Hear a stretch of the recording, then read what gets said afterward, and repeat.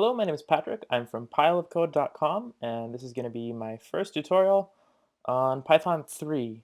In this first video, I'm going to focus on how to set up Python and get it running on your Mac, and a program that we're going to use to create the files where we're going to code in, and I'm going to give you guys some links, and I'm going to show you guys how to download and install everything. So the first thing that we're going to go after is what's called the Python interpreter. It's basically what takes our Python files and converts the code into something that will run and appear on your screen. So now on Mac, what's important to note is that Python is technically pre-installed, but it's the wrong version. Python 2.7 is pre-installed on Mac. What we need is actually Python 3. So we're going to start the process of how to get that. So what you can do here is you're just going to open up Safari or any web browser of your choice. And essentially what we're going to do is we're going to hop onto Google or any search, and you can type in Python 3. And essentially your first link should just be to python.org. So you can head there directly if you'd like to, or you can just go through Google. You're going to click on the downloads button up here in the top bar. And basically what you can do is you're going to select the current version for Mac OS X is to download Python 3.4.2. So we're going to click that button, and we should already start to download the program. As you can see, as soon as it's done, we can move on to the next part. So now that it's done, we're going to hop into our downloads folder and open up that program there. And basically, it's going to bring up a window that's going to show you how to install Python. It's going to ask you for a few different directions, and you can just follow the links here. Click continue once.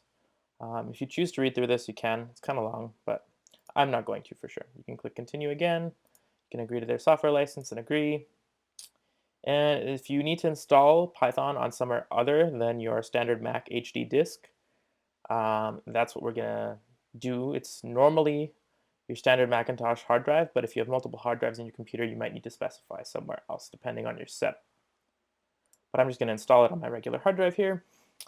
And we're going to be required to type in our password. And essentially what's going to happen is Python will just install itself. So we're going to come back in a second as soon as it's done. All right, so now that we're back, we've installed Python successfully. We can see it's done here. And so we're just going to close that. Now we're going to test if it installed properly. And the best way to test this is to go directly into our console, or what's known as terminal, on the Mac and see if Python 3 is installed. So you can either hit search up here, or you can for sure go through the keyboard input of command space to get to your spotlight search. We're just going to type in terminal and hit enter and open it up pretty quickly here. It'll open up a console for us. This is known as a terminal, and with the program terminal on Mac. It allows us to run basically the most basic commands on our system. And we'll be using Python 3 through terminal to see how our programs are running, because it's the best way to go, especially at the start. So now to test if Python has been properly installed here, what we're going to do is we're going to type in Python 3 and then a space, and we're just going to hit enter. And if Python 3 was successfully installed, what you should see is a couple extra lines of text here. It's going to say Python 3.4.2, highlighting it here, and essentially in the end, you're going to get these triple arrows, which means that Python is running and we have it installed on our computer correctly. To end this process, you can either close the terminal window, or you can hit Control-Z to end the process, and then close the terminal window. It'll ask us if we want to close. We do want to, so we're going to end up closing it.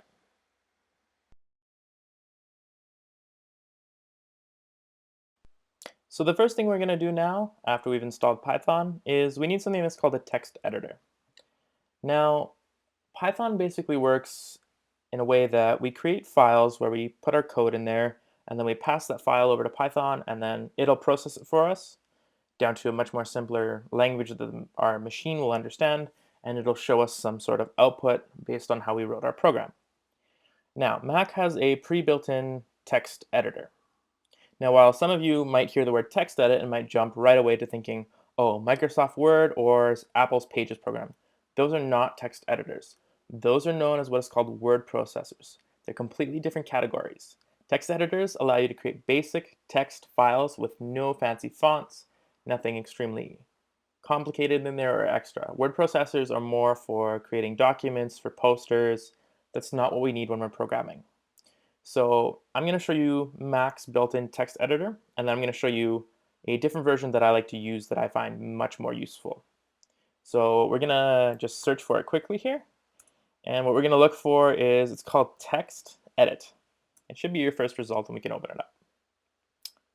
Now, text edit, to create a new document, we can just go new document here in the bottom left here. And we can see that it's a basic text editor.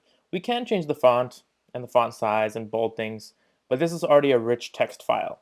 If you want to use text edit, what I recommend doing is going up into your preferences pane here.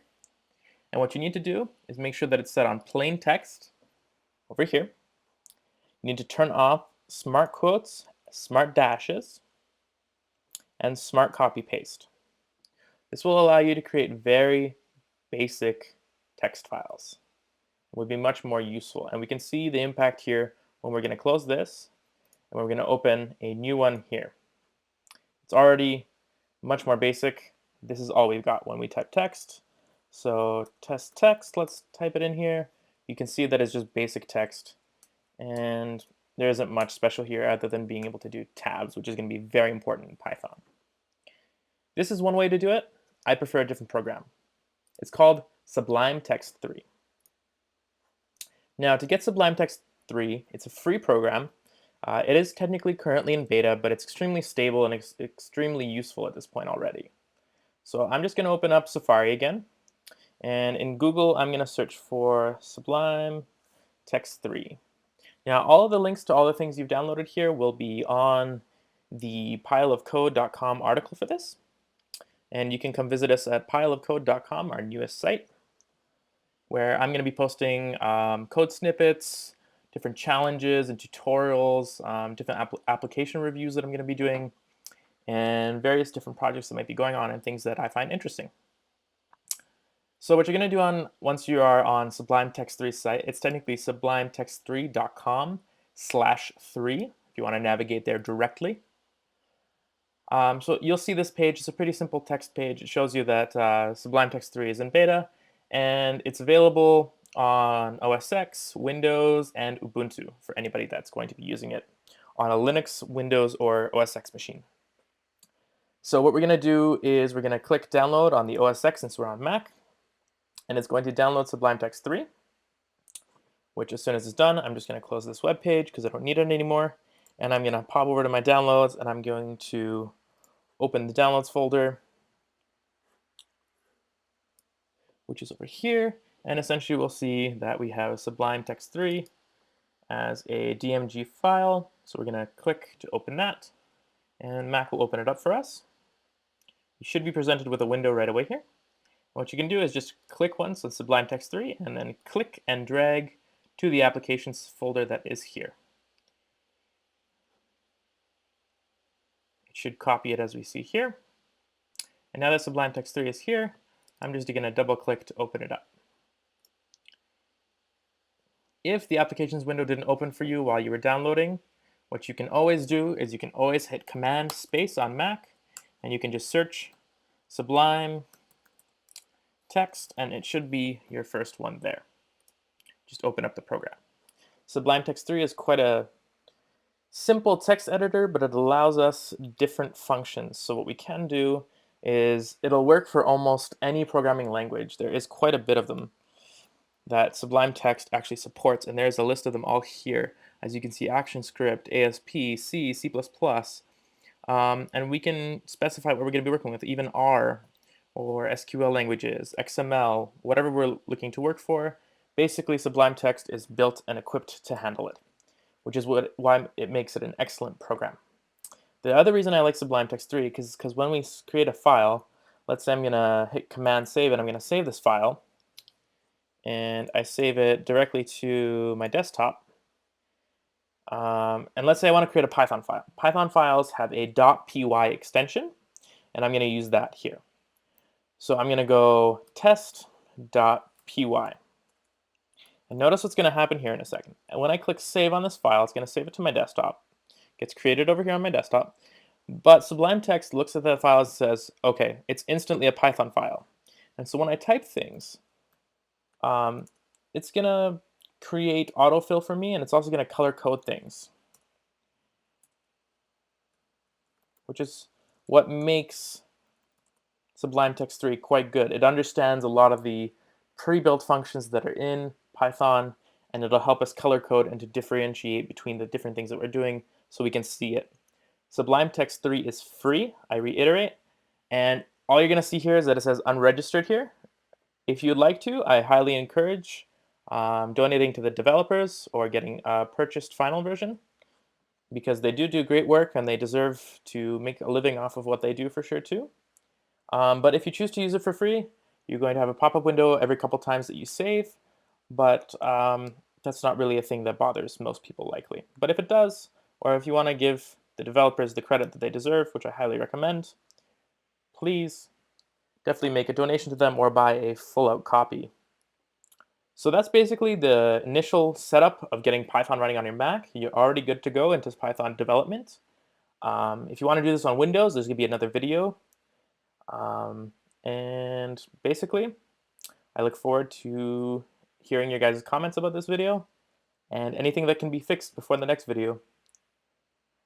Good luck on your Python journey, and I hope this helped. And I'm going to be creating a lot more video tutorials very soon on different things that you can do in Python and different ways that you can learn it. So for now, this is Patrick from pileofcode.com. Thank you for watching, and please subscribe.